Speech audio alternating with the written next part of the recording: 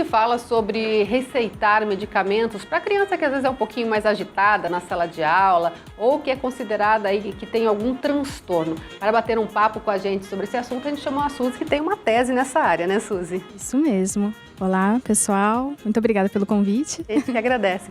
Suzy, hoje em dia está muito assim, a criança está fazendo bagunça, a criança está muito agitada, então já receita um calmante ou a famosa Ritalina. Como é que estão os estudos nessa área? Porque eu sei que nem sempre isso é o mais indicado, né? Isso mesmo. Nós temos aí atualmente um número muito grande de crianças então com diagnósticos, recebendo diagnósticos de diversos transtornos, mas a gente tem que também ter um olhar cuidadoso com relação aos aspectos sociais dessa criança. Então, como que é a questão familiar, se há uma rotina, se há um ensino dessa criança para que ela saiba se comportar nos momentos adequados, o foco da atenção, sempre a família direcionando a atenção, a escola também. E aí sim, a partir do momento que a gente tem uma questão social bem organizada, que propicia então essa criança ter comportamentos e aspectos cognitivos bem direcionados, a gente vai investigar as questões biológicas, lesões e outros aspectos que podem então atrapalhar esse funcionamento cognitivo da criança. E nesses casos é que a gente receita então medicamentos que vão ajudar nas questões biológicas da criança, mas nem sempre é isso que acontece. Existe muito aquela questão também da criança, às vezes por ter aí um conhecimento a mais, ou por, de repente, estar com o desenvolvimento um pouquinho à frente da classe, achar aquela coisa que ela está aprendendo uma coisa meio chata, perder a graça, e aí ela se comporta de uma forma diferente, né? Isso mesmo, isso também tem que ser observado, principalmente pelo professor em sala de aula. Então, se a criança ela tem um conhecimento um pouquinho mais à frente do que as demais, e ela não tem ali os conhecimentos que ela deseja, ela espera, ela necessita, ela também vai ter uma questão ali de um comportamento diferenciado, ela vai se sentir mais chateada com o ambiente que não está acolhendo ela da forma adequada e também vai proporcionar, então, comportamentos agitados. E o professor precisa, então, suprir essa necessidade de sempre ter atividades que vão atender às necessidades dessa criança. Dá para ir testando, por exemplo, passar uma atividade diferente para ela, que puxe um pouquinho mais o desenvolvimento? Isso mesmo. Então, dentro do próprio conteúdo que o professor vai passar para o restante da sala, ele aplica puxa um pouco mais esse conhecimento, vai um pouco além. Não só na questão de quantidade, passar mais atividades para esse aluno, mas questões que puxem mais o aspecto cognitivo. Então, se o restante da sala vai fazer apenas alguma observação na atividade, esse aluno já vai fazer uma análise. Então, é sempre questões mais além do que dos demais alunos. Tem aquela coisa também que fala-se muito de ser um problema, uma disfunção temporária, porque às vezes em casa não está tendo atenção e aí a criança acaba desenvolvendo comportamentos justamente para virar novamente o centro das atenções. Isso, daí nós vamos pelos aspectos emocionais que também implicam nas questões cognitivas.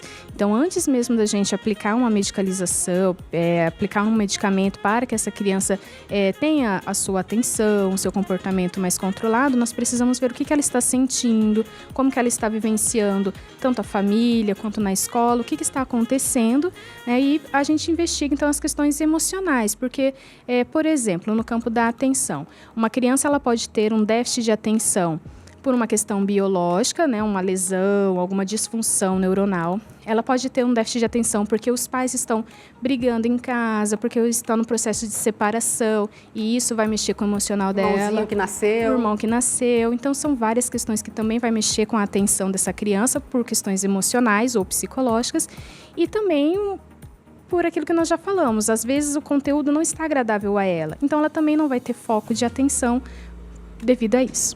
Agora, ainda que se tenha que colocar um medicamento, claro que só o médico vai saber fazer isso, né? É importante a criança passar por terapias também, né? Porque o remédio em si só não resolve a situação.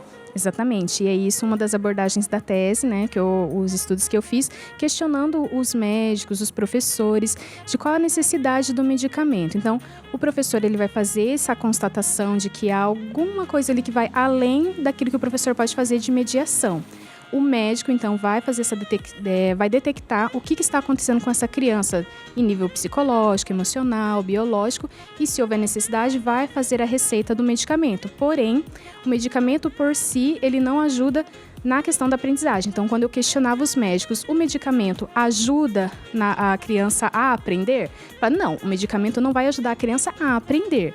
O medicamento vai ajudar a criança a ter questões biológicas apropriadas para ter aprendizagem. A aprendizagem vai surgir com a mediação do professor e com terapias que vão acompanhar para ajudar esse sujeito no aspecto psicológico, emocional e até com psicopedagogos, por exemplo, ajudando no amparo cognitivo dessa criança.